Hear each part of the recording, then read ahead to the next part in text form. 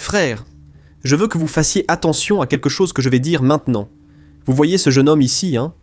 Il a raconté un témoignage en anglais que d'ailleurs, je veux vous lire. J'ai pris soin de tout traduire en portugais, sans perdre aucun détail, parce que je veux que vous écoutiez le témoignage de ce jeune homme. Je suis impressionné. Tu sais ce qui s'est passé ? Il a décidé d'entrer dans le monde spirituel en utilisant des drogues pour avoir accès à ce que les yeux humains ne voient pas. Et il a pensé comme ça. Écoute, je suis déjà chrétien, j'ai le Saint-Esprit. Je peux très bien utiliser quelques petits médicaments pour réussir à voir ce que personne ne voit. Et alors je vais démasquer les mensonges du diable. Et là oui, je pourrais raconter à tout le monde comment le diable agit dans le monde spirituel. Regardez ce délire, frère. Regardez comme c'est fou. Et il a vraiment fait ça, sauf qu'il s'est passé quelque chose cette nuit-là où il a décidé de faire ça. Il a appris, de la pire des façons, de la manière la plus terrible, qu'il y a des portes qu'on ne peut pas franchir. Frère, je vais vous raconter ici tout ce qu'il a vu dans ce monde spirituel, du début à la fin. Je vais vous traduire et vous allez être impressionnés, c'est incroyable. Et ensuite, vous allez voir ce que Dieu a fait exactement pendant cette expérience. Au milieu de l'expérience, Dieu s'est révélé à lui, c'est impressionnant. Alors, faisons ceci. Avant de commencer, abonnez-vous à ma chaîne et activez la cloche de notification.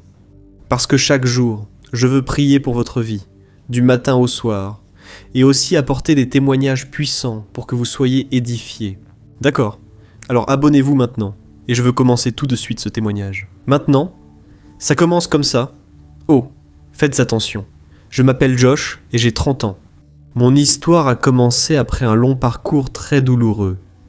Depuis l'âge de 12 ans, j'ai toujours lutté contre des problèmes de santé mentale et aussi contre la dépendance à la drogue. Et cela a duré presque 15 ans dans un cycle de cliniques de désintoxication, de prison et même d'hôpitaux psychiatriques. Et puis, en 2017, mon monde s'est effondré. Je me suis retrouvé à vivre dans la rue, au plus bas. Et c'est à ce moment-là que j'ai imploré Jésus et j'ai fini par être arrêté de nouveau. Mais en prison. J'ai eu une rencontre avec Dieu qui a changé ma vie pour toujours et il m'a entièrement reconstruit, de l'intérieur vers l'extérieur. Et depuis ce jour-là, je marche avec le Seigneur. Il a restauré absolument tout ce que j'avais perdu à cause des dépendances et de mes problèmes. Ma vie, littéralement, a recommencé à zéro. Et dès que j'ai été sauvé, je me suis plongé à fond dans l'évangélisation. J'ai commencé à prêcher l'évangile dans les rues, et j'étais totalement consumé par cet appel. Et pendant environ 2 ans et demi, j'ai vu des miracles se produire. J'en suis venu à prophétiser sur la vie des gens. Dieu m'utilisait pour chasser les démons. J'étais avec Dieu, et j'ai commencé à vivre la plénitude de l'évangile. Mes frères, cette marche intense a commencé à me coûter cher et un prix bien réel pour avoir pris la décision de suivre Jésus de façon radicale. J'ai commencé à perdre des emplois, j'ai perdu des amitiés et des relations, et j'en suis même venu à avoir des problèmes avec ma famille, et il y avait autre chose qui a commencé à m'affecter. Après avoir parlé à tant de personnes aux visions différentes, j'ai commencé à me remettre en question, à cause de mon passé, qui était un mélange de spiritualité alternative et d'un esprit très ouvert. Je comprenais parfaitement pourquoi les gens pensaient différemment. Je savais pourquoi les gens avaient leurs convictions, leur religion. Et à un moment donné de ce parcours, un doute a commencé à grandir dans mon cœur. Je priais, et je parlais toujours à Jésus comme ça. « Oh Jésus, je sais que tu es réel, je sais que tu es roi, je sais que tu règnes sur toutes choses. Mais comment puis-je savoir que tu es seulement le Dieu de ma religion, le Dieu de l'Église que je fréquente ? Comment puis-je être sûr qu'il n'existe pas un autre chemin, frère ? Chaque fois donc que j'allais évangéliser quelqu'un, et que la personne commençait à parler de ses convictions, de ses religions, de ses croyances, je disais que la personne avait tort. Sauf qu'à partir de ce moment-là, j'ai commencé à faire preuve d'arrogance, en disant qu'elles avaient tort. Même si je ne le disais pas avec ces mots, dans mon cœur, c'est ce que je ressentais. Ce n'est pas qu'il y avait des défauts chez Jésus, pas du tout. Mais ce qui me donnait l'impression, c'est que Dieu ne pouvait pas se limiter uniquement au christianisme. Et après avoir parlé avec tant de gens, après avoir abordé tant de personnes dans la rue, j'ai ressenti un grand besoin d'avoir plus de certitude. J'en étais arrivé au point de dire « Je suis prêt à mourir pour cette foi ». Mais il y avait une petite voix en moi qui me demandait « As-tu vraiment cette confiance, frère ? Je savais que Dieu s'était déjà révélé à moi. Mais est-ce que je savais avec 100% de certitude qu'il était le seul chemin pour toutes les personnes? N'existait-il pas un autre moyen pour que les gens soient sauvés? Et une autre chose qui me frustrait, c'était de voir que pour certaines personnes, il semblait que Dieu ne fonctionnait pas de la même manière qu'il avait fonctionné pour moi. Je rencontrais toujours des gens qui disaient « Écoute, j'ai prié Jésus, j'ai supplié, j'ai tout fait correctement. » Mais elles restaient alors prisonnières de leur lutte. Leur vie ne semblait pas s'améliorer. On aurait dit que Dieu ne les avait pas sauvées comme elles l'auraient voulu. Et cela me rendait très confus, cela me rendait très frustré. Alors ma foi a commencé à être mise à l'épreuve. Je dis souvent qu'il est facile d'avoir la foi quand on va simplement à l'église le dimanche et qu'on vit sa vie normalement. Tu ne sais pas quel type de foi tu as, jusqu'à ce qu'elle soit mise à l'épreuve, jusqu'à ce que tu essaies de construire quelque chose avec elle ou de l'utiliser pour affronter l'opposition. E quando você usa o escudo, La foi pour attaquer, pour avancer, c'est là que tu découvres la force qu'elle a vraiment. Frère, j'étais tout le temps dans ces situations, essayant de répandre ma foi dans le monde entier, mais moi-même je n'étais pas sûr de cela. Et un jour, alors que je surfais sur internet, j'ai vu une vidéo qui parlait d'une ancienne secte du moi, que je n'avais pas, que je n'avais pas, que je n'avais pas. Ça paraît fou. Moi aussi j'ai pensé ça au début, mais frère, ça a planté une graine en moi, j'ai trouvé cette idée fascinante et, en même temps, bizarre. Dans mon passé, les drogues psychédéliques ont toujours été différentes pour moi. Je considérais les drogues classiques comme de vraies drogues. Tu sais, celles qui font du mal, qui tuent, mais les psychédéliques qui provoquent de fortes hallucinations, pour moi c'était comme un médicament. Le plus dangereux, c'est que ces drogues hallucinogènes, elles m'ont appris beaucoup de choses que je considérais comme vraies. Elles m'ont beaucoup appris sur moi-même, des choses qui sont vraies encore aujourd'hui, donc elles m'ont révélé beaucoup de choses. Mais le problème, c'est qu'elles apportent beaucoup de conséquences néfastes, négatives, et beaucoup de mensonges auxquels tu commences à croire, et tu deviens de plus en plus enchaîné. Par exemple, quand j'utilisais des champignons ou de l'acide, je devenais conscient de là où je me trompais dans ma vie. Je ressentais une culpabilité, tu vois ? Et je me disais, waouh, je devrais être un meilleur frère, un meilleur fils, un meilleur employé. Donc, ces drogues me faisaient sentir que je ratais la cible. Et elles me montraient aussi une certaine vérité universelle qui, à ce moment-là, semblait être une excellente idée. Le problème, c'est que je ne trouvais jamais la force de mettre ces vérités en pratique, de vraiment changer de vie. Mais malgré tout, cela m'a beaucoup marqué et c'est resté gravé dans mon cœur. Et alors, il est resté cette curiosité. Et si ce n'était pas comme ça ? Après tout, est-ce que c'est lié, d'une certaine manière, à une religion? Frère, la vérité, c'est que cette graine a été plantée, et elle est restée là pendant quelques mois. Dans mon esprit, je n'ai jamais sérieusement pensé à faire quoi que ce soit, mais l'idée était là. Oh, tout le temps, ça me trottait dans la tête. Et puis, j'ai commencé à avoir une conversation avec Dieu à ce sujet. Aussi incroyable que cela puisse paraître, j'ai commencé à lui parler de ce dont je me souvenais, quand j'étais dans le monde.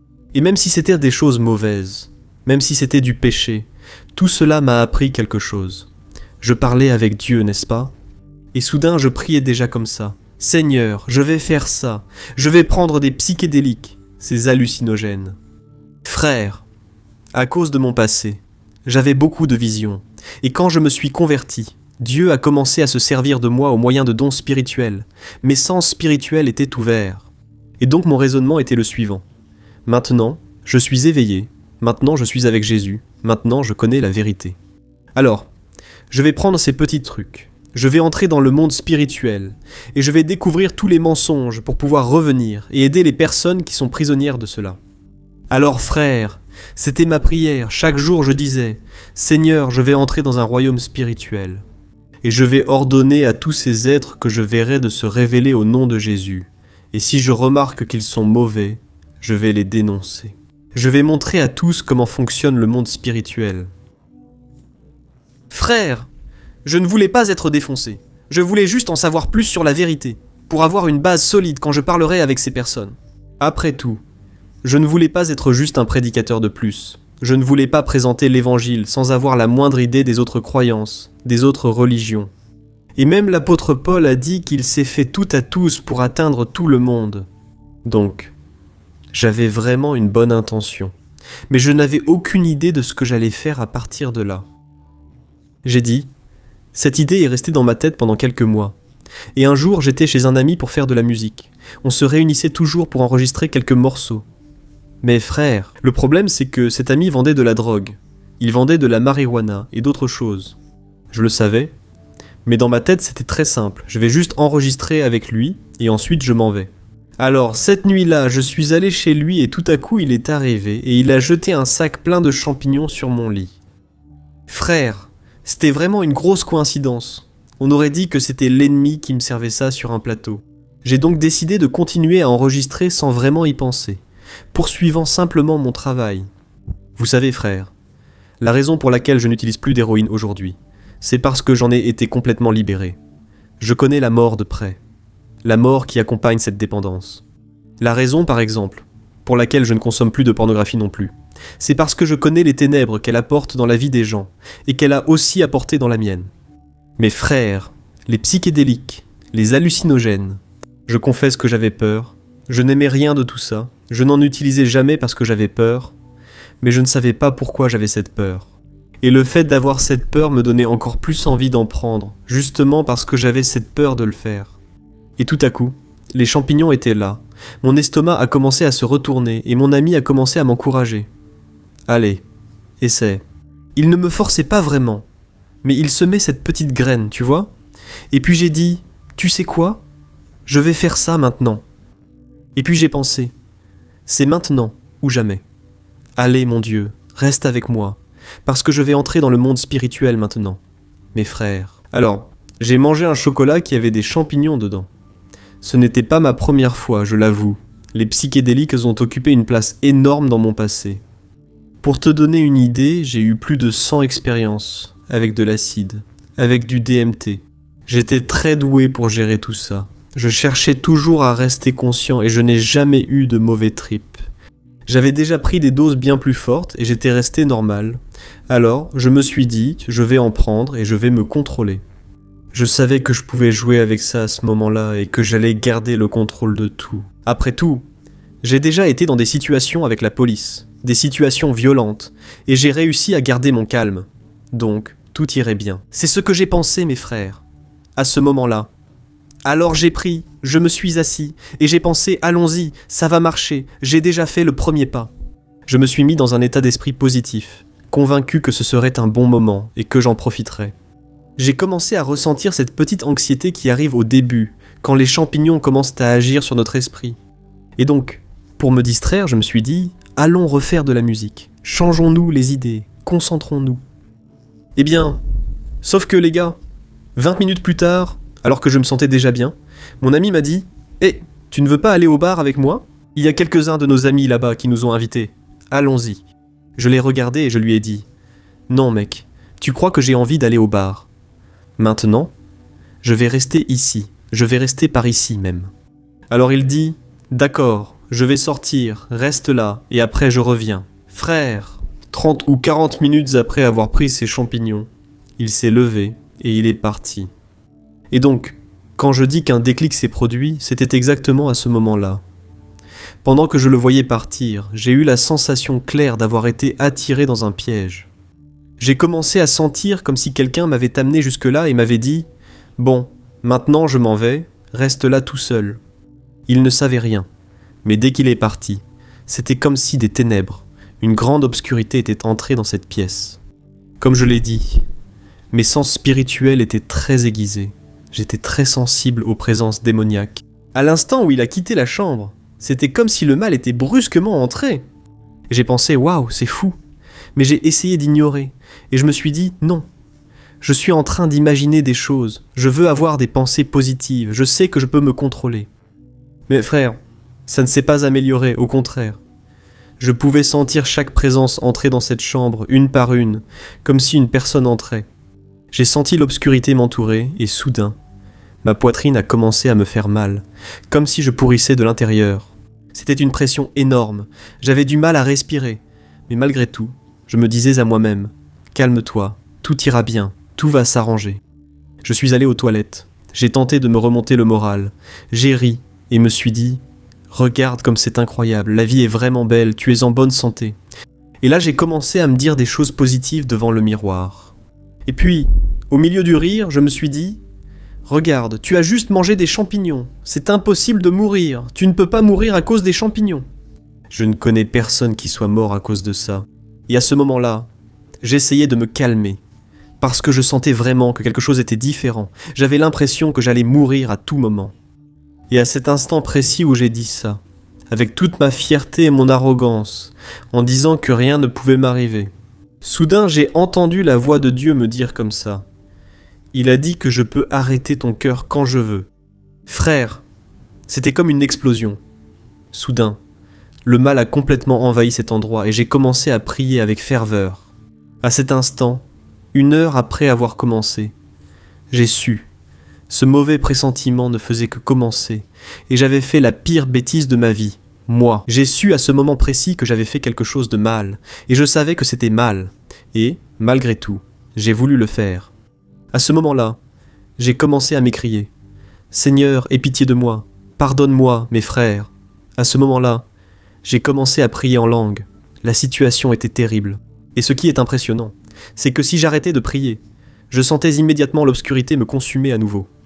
La pression sur ma poitrine revenait, et ce sentiment de mort revenait aussi. Frère, un trip aux champignons dure environ 5 à 7 heures, selon la dose. Et la dose que j'ai prise, pour moi, était une dose normale, et j'en avais déjà pris beaucoup plus auparavant. Mais maintenant, j'avais le Saint-Esprit en moi et c'est là que j'ai commencé à désespérer. J'ai commencé à me sentir très coupable. Et ma première pensée, quand je me suis rendu compte de ce qui se passait vraiment, a été la suivante. À qui vais-je téléphoner ? J'étais littéralement entouré de démons par la mort. Et je ne pouvais pas appeler mon avocat, je ne pouvais pas appeler ma mère ou mon père, je ne pouvais pas appeler mon pasteur, il n'y avait pas d'argent au monde qui pouvait m'aider. J'ai eu immédiatement conscience de la gravité de mon erreur. Ce n'était pas un petit péché, ce n'était pas un simple écart, c'était une faute immense. Je savais dans mon esprit que je venais d'ouvrir une porte spirituelle et de donner un droit d'agir à l'ennemi. Alors j'ai continué à prier. Mais la situation ne faisait qu'empirer. J'ai senti que je devais partir de là. Et je me suis souvenu que ma femme dînait avec des amis et qu'elle rentrait à la maison.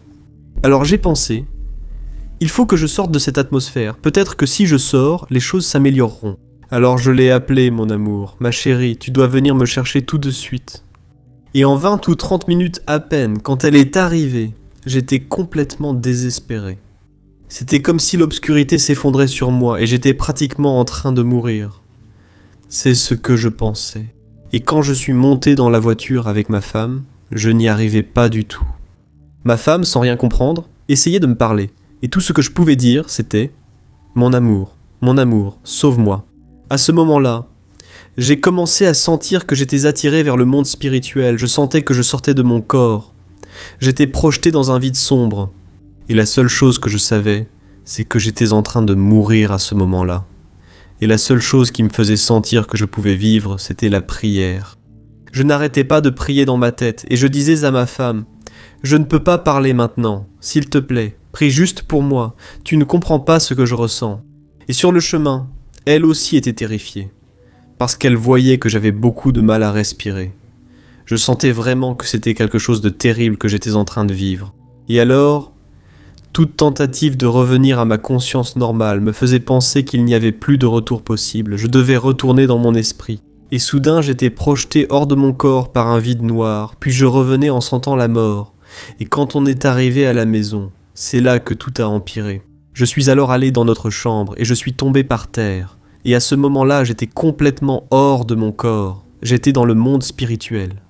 Je me suis vu flotter dans l'abîme noir et au début, je ne comprenais pas ce qui se passait. Mais ensuite, les visions ont commencé. Et la chose suivante que j'ai vue, c'est que j'étais allongé dans une main géante, totalement sans défense. Je savais que personne ne pouvait rien faire pour moi, ni l'argent, ni l'aide. J'étais là par moi-même. Il n'y avait plus de solution. Frère, quand la Bible dit qu'il est terrible de tomber entre les mains du Dieu vivant, c'est vraiment géant. J'étais allongé dans une main. Dieu, je ressentais à ce moment-là. C'était un niveau de détresse. C'était... Consigo nem explicar em palavras. Et j'étais là, dans cette main. Et soudain, à ma droite, j'ai vu environ 20 personnes. Et à ma gauche aussi. Il y avait le royaume des cieux, et je ne sais pas comment l'expliquer, mais le royaume était en quelque sorte couvert. Comme s'il y avait un drap blanc très fin dessus. et on pouvait voir les formes. Mais la gloire totale n'était pas révélée. Et j'étais au milieu de cet abîme. Je savais que l'enfer était en dessous de moi, une obscurité totale. Je savais que si cette main me lâchait, ce serait littéralement ma fin. Et tous ces démons étaient à ma droite. Et puis ils ont commencé à parler comme s'ils s'adressaient au ciel, et moi j'étais là au milieu, dans cette main, terrifié. Alors, l'un d'eux, qui semblait plus grand que les autres, s'est levé. Et il a dit comme ça, « Nous en avons déjà assez de ce garçon. Il n'arrête pas d'envahir notre royaume pour emmener des gens d'ici. Et maintenant, il est revenu pour manger à notre table. » Frère, quand il a dit cela, tout le poids de mon erreur est tombé sur moi. Mon Dieu, qu'ai-je fait de ma vie ? Je n'arrivais pas à respirer, j'étais en panique totale, voyant tout cela se passer devant moi. Et je n'ai pu que m'écrier. « Seigneur, s'il te plaît, aie pitié de moi. » Et pendant que cela se passait, dans mon esprit, ma femme, dans le monde physique, elle essayait de me parler. « Qu'est-ce qui se passe, mon chéri ? Parle-moi, s'il te plaît, réponds-moi. » Et j'essayais même de répondre, mais souvent les mots ne sortaient pas. Tout ce que je disais, c'était « Continue de prier. Il faut que je revienne dans ce monde. Je ne veux pas rester là-bas, mes frères. » Je n'arrivais pas à rester dans ma chair, dans le monde réel. Il fallait que je retourne dans mon esprit et que j'intercède pour moi-même. Et alors je lui demandais juste « Prie, continue de prier pour moi. » Et c'est alors que j'ai réalisé que j'étais au milieu d'un tribunal, un tribunal céleste, et que j'étais accusé par le diable. Je n'ai pas pu entendre toute la conversation. Je savais juste que j'étais terrifié, je pouvais sentir mes organes se contracter, la vie quitter mon corps. Je savais aussi que peu importe combien d'eau je buvais, j'aurais toujours soif. Je savais que si cette main me lâchait, ces démons m'emporteraient, ou je tomberais simplement dans l'abîme de l'enfer. Alors, à ce moment-là, j'ai compris que lutter était trop épuisant, je n'en pouvais plus. Et il y a même un psaume qui dit ceci, « Dans ta main, mes forces se sont consumées. » Et c'était exactement comme ça que je me sentais, complètement sans énergie. Et ensuite, l'église pendant 1 ou 2 heures. À ce moment-là, j'ai simplement abandonné, et j'ai dit « Seigneur, je sais que tu es juste. Jésus, j'ai commis une grande erreur, mais tu es mon Seigneur et mon Sauveur, et je me rends complètement entre tes mains. » Et c'est à ce moment-là que j'ai relâché mon corps. À cet instant, j'ai commencé à sentir que j'étais vraiment en train de mourir. Mon corps physique était en train de s'éteindre. Mais quelque chose en moi a dit « Non, continue de te battre, tu dois te battre. » Dieu, littéralement, nous donne chacun de nos souffles. Ce n'est pas une métaphore, c'est un acte intentionnel de miséricorde de Dieu. J'étais là, mort, vide, sans rien, et soudain j'ai commencé à voir le souffle venir vers moi. Je ne sais pas comment l'expliquer, mais je savais que Dieu était là. Il a commencé à m'envoyer du souffle, le souffle de vie, et je n'arrivais pas à respirer. Mais ensuite je regardais, et je voyais le souffle arriver. Et cela a commencé à me donner de l'espoir. Je sentais que j'étouffais, que je mourais, mais soudain un autre souffle venait sur moi, et cela a continué pendant un moment. La pression ne diminuait pas, je me battais juste pour survivre. Puis soudain j'ai dit « Je dois rester dans ce monde pour ma famille ». J'avais déjà imploré la miséricorde, j'avais déjà demandé pardon, mais ensuite j'ai changé ma prière et j'ai dit « Dieu, j'ai besoin d'être ici, pour ma famille, et pour chaque personne que le Seigneur m'a appelé à aider. Oublie-moi, Seigneur, j'ai besoin d'être ici pour eux, mes frères. » Dès que j'ai commencé à dire cela, j'ai senti la pression de la mort commencer à me lâcher. À ce moment-là, une nuée de témoins est apparue autour de moi. Peut-être 6 ou 7 saints ou anges, et ils ont commencé à prier pour moi. J'ai commencé à ressentir de l'espoir. Jusqu'à ce moment-là, je n'avais aucun espoir, j'étais complètement terrifié. Et maintenant la vie revenait en moi. Et, soudainement, l'attention de tout et de tous s'est tournée vers une seule chose. Les anges, les démons, tout le royaume de Dieu, le royaume des ténèbres, tout s'est arrêté. Et ce qui est apparu devant moi, c'était l'ombre d'une croix. À ce moment-là, c'était comme si Dieu regardait la croix et s'en souvenait. Et puis j'ai senti que tout commençait à s'éloigner. Alors j'ai regardé, et j'ai vu Jésus sortir du royaume des cieux. Il a marché vers moi, a mis son bras autour de moi, et il a dit « Celui-ci est à moi, il m'appartient. » Et il a parlé à tout le monde qui était là, à tous ceux qui l'entouraient, et tout a obéi à la voix du Seigneur Jésus. Alors, nous nous sommes retournés, et je suis revenu dans mon corps, Et immédiatement, j'ai commencé à vivre une délivrance. J'ai vomi plusieurs fois. J'ai rempli 3 sacs plastiques de supermarché. C'était une douleur comme si on arrachait mes entrailles. J'ai vomi, jusqu'à ce qu'il ne reste plus rien. Puis je me suis évanoui, sans une seule goutte d'énergie. Et alors, aussi incroyable que cela puisse paraître, je me suis retrouvé de nouveau dans le monde spirituel. Mais maintenant, tout avait changé. J'étais au paradis, la gloire totale était encore voilée, mais je pouvais tout voir, peut-être avec la moitié de l'intensité. Et j'ai regardé, et j'ai vu Jésus devant moi. Il m'a souri, et il a dit « Peut-être qu'on ne devrait pas refaire ça, mon frère. » Et tu sais, quand les gens parlent de la bonté de Dieu, c'est quelque chose qu'on ne peut pas décrire. Il a agi comme si rien de tout cela n'était arrivé. Il m'a regardé comme s'il était heureux de me voir, comme s'il était fier de moi. Regardez ça, frère. L'amour de Dieu pour notre vie n'est que pur amour. Mais, en même temps, la deuxième chose que j'ai remarquée, c'est que les armées célestes étaient déçues de moi. Alors j'ai ressenti une honte, une condamnation si profonde. Et Jésus marchait avec moi comme s'il était fier, disant « Voici mon fils ». Mais je voyais des anges secouer la tête, comme pour dire « C'est ce garçon, il n'aurait pas dû faire ça ». Et soudain, le psaume 73, verset 25, m'est venu à l'esprit, qui dit ceci « Oh, qui ai-je au ciel si ce n'est toi ? Et sur la terre, il n'y a personne que je désire plus que toi. Ma chair et mon cœur défaillent, mais Dieu est la force de mon cœur et ma part pour toujours. » Et c'est seulement à ce moment-là que j'ai vraiment compris. Jésus est tout ce que nous avons au ciel et tout ce dont nous avons besoin au ciel. Je ne sais pas pourquoi j'ai vu ces anges avec un visage sérieux devant moi, mais c'était peut-être une façon pour Dieu de me montrer que je devais vraiment repenser ma vie. Et puis, pas soudainement, je suis entré dans un endroit au ciel comme à un niveau supérieur. Je savais qu'il y avait peut-être 1 ou 2 niveaux au-dessus de moi. Mais même là, je sentais que je ne méritais pas d'y être. Je n'arrivais pas à arrêter de penser à ce qui venait de se passer. Et j'ai dit, « Dieu, je ne mérite pas d'être ici, laisse-moi juste. Deixe adorar, por favor. Ne me fais rien, laisse-moi juste t'adorer. » Et comme une fusée, frère, j'ai été projeté vers le bas, jusqu'à l'endroit le plus bas que j'ai pu trouver dans le ciel. Et là, je suis resté à genoux, simplement en train d'adorer Dieu. Et tout ce que je pouvais dire, c'était « Alléluia, Alléluia ». J'avais peur d'arrêter de dire « Alléluia ». Parce que maintenant, je comprenais que chaque souffle que je recevais venait de Dieu et devait être utilisé pour... Je me souviens d'avoir dit ces mots. « Jésus, s'il te plaît, ne me fais plus jamais parler, ne me laisse plus jamais prêcher l'évangile, mes frères. » Je me demandais comment je pouvais représenter Jésus en étant si indigne, si pécheur. Un certain temps s'est écoulé, et Jésus est venu vers moi. Il est descendu là où j'étais.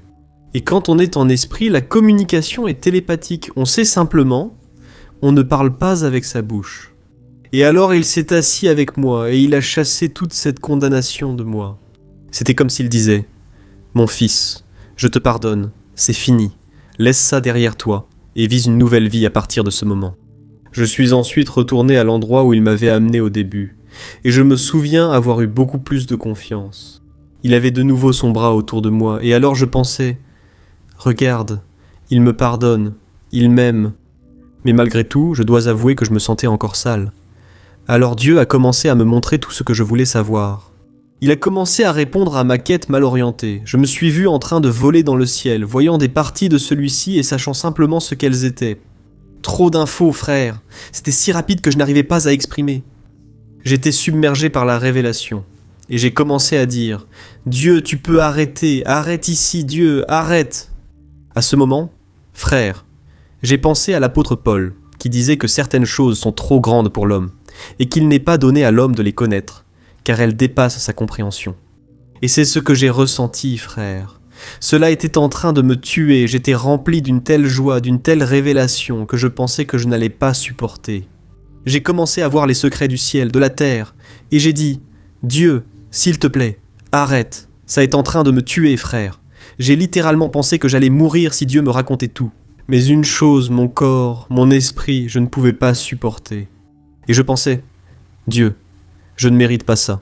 J'ai construit ma propre tour de Babel pour obtenir ça. J'ai essayé de le faire par ma propre force. Et maintenant, je vois que ta bonté est si grande, que tu me donnes bien plus que ce que j'ai demandé. Je ne mérite vraiment pas ça. Je voulais juste te dire, Seigneur, je n'en peux plus, s'il te plaît, renvoie-moi sur terre. J'ai compris, mes frères, que le monde physique dans lequel nous vivons nous protège. Parce que si le voile était levé maintenant, les gens mourraient de peur, ils verraient qu'ils sont entourés de démons, vivant en enfer, toute une vie sans le savoir. Frère, j'ai senti que la réalité de cette terre m'empêchait d'être détruit. Et petit à petit, alors j'ai commencé à revenir dans mon corps, j'ai réussi à respirer, tout a recommencé à fonctionner. L'expérience s'est passée et je suis revenu à un endroit de paix, de joie et de repos. Et j'avais l'esprit complètement retourné, tu sais. Pendant les 3 jours suivants, j'ai eu peur de parler. J'avais fait le vœu de ne plus jamais prêcher l'évangile. Mais Dieu m'a dit, « Je veux encore que tu prêches, je t'ai appelé pour cela. » Et s'il y a une leçon que j'ai apprise dans tout cela, c'est que chaque souffle que nous recevons est la miséricorde de Dieu. Dieu m'a envoyé littéralement, de façon intentionnelle, le souffle de vie. Et la deuxième chose qui m'a beaucoup marqué, c'est le pardon de Jésus. J'ai compris que Dieu connaît vraiment notre cœur. J'espère que vous comprendrez que Jésus est tout ce dont nous avons besoin. Il n'est pas comme nous, il n'est pas comme un être humain, il est l'amour pur, il est bien réel. Et alors il m'a regardé, et à ce moment-là, tout a été pardonné, comme si cela n'était jamais arrivé. Et après cela, j'ai eu mes réponses. J'ai compris que Satan se présente comme un être de lumière. Toutes ces années, pendant que j'utilisais des psychédéliques, des hallucinogènes, ce que je faisais, c'était enfoncer la porte du monde spirituel, sans aucune protection. Frère, regardez le danger. Regardez le risque que je courais. Et c'était comme si je faisais le bon choix. Mais en réalité, le diable était là, en train de danser autour de moi comme un ange de lumière. Alors les expériences que j'ai eues devenaient de plus en plus fortes. C'était juste pour me rendre encore plus enchaîné, encore plus prisonnier de tout cela. Et si je n'avais pas donné ma vie à Jésus, je serais condamné pour l'éternité. Et une autre chose que j'ai pu constater, c'est qu'il est vraiment possible d'avoir des expériences avec Dieu. Quand tu cherches Dieu de tout ton cœur, quand tu n'essaies pas de faire les choses à ta façon, mais tu te rends simplement à cet amour, à cette présence, tu vois. Aujourd'hui, je n'ai plus cette peur. Aujourd'hui, j'ai compris que rien de tout cela ne me satisfaisait. Aucun champignon, aucune drogue, rien de tout cela ne m'apportait de vraie satisfaction. Aujourd'hui, je peux dire que je suis libéré à 100%. Et peut-être que toi, perdu, qui es ici à m'écouter, tu ressens une sorte de condamnation, une certaine honte. Mais je veux te dire que Dieu est bien meilleur que ce qu'on imagine. Après cette rencontre que j'ai eue, j'ai appris que Jésus n'est jamais en colère contre moi. Il parle toujours de la vie. Il a toujours de bonnes pensées à notre égard. Et tout ce que j'ai vécu, cette grande expérience que j'ai eue dans le monde spirituel, cela est rapporté là dans Zacharie, chapitre 3, verset 1, qui dit que le diable est à ma droite. Mais Dieu dit, « Il n'est pas coupable. Il m'a accueilli. Il a reçu mon fils Jésus comme son sauveur. » Et alors, j'ai pu comprendre, de la manière la plus claire possible, qu'il n'y a de pardon, de salut et de justification qu'en Jésus. Et pour tous ceux qui m'écoutent, et qui sont impliqués dans le New Age, le microdosage, les retraites d'ayahuasca, je veux dire que tout cela est un mensonge, ça n'a aucun sens. Réfléchis avec moi. Le Dieu de l'univers nous a placés ici sur Terre. Et il a dit que la seule façon de lui parler, c'est de manger un champignon. De manger un champignon qui pousse dans la bouse de vache. Et si tu n'as pas d'argent pour ça, et si tu n'y as pas accès, alors tu ne peux pas trouver Dieu. Toutes ces choses sont des impasses, qui ne mènent nulle part. Et je te promets, si lors de l'une de ces expériences, tu invoques le nom de Jésus comme Seigneur, comme Sauveur, tu vas découvrir que ces chemins ne te mèneront jamais à la vie. Ils te garderont prisonnier. C'est la vérité, frère. Alors, le témoignage s'est terminé ici. Écoute, j'ai été impressionné par cette histoire. Et si toi aussi tu as été touché, je te demande de la partager avec le plus de personnes possible. Il y a beaucoup de gens qui ont besoin d'entendre cela. Et Dieu va se servir de toi dans leur vie. D'accord ? Partageons de bonnes choses qui édifient la foi des gens. Et je t'attends donc dans la prochaine vidéo que Dieu te... Soe poderosamente. Grande abraço.